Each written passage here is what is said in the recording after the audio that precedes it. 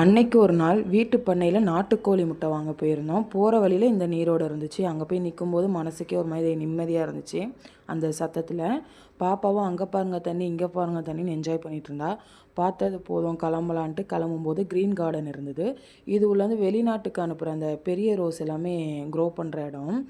Rose எல்லாம் ஒரே லெவலாக வளரணுன்னு அந்த மொட்டுலேயே ஒரு வளமாய் போட்டு க்ரோ பண்ணுவாங்க.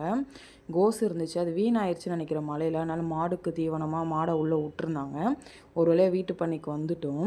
அங்கே கோழியை பார்த்தோன்னே பாப்பா அவங்க அப்பாவை தூக்கி அங்கே காட்டுங்க இங்கே காட்டுங்கன்னு சொல்லிட்டு இருந்தா. ஜூம் பண்ணி காட்டுற பாருங்க, இது ஒரு ஃபேமிலி, ஒரு கோழி அதோட குட்டி எல்லாமே கோஸ் தான் தீவனமாக போட்டிருந்தாங்க. அது சாப்பிட்டுட்டு இருந்துச்சு.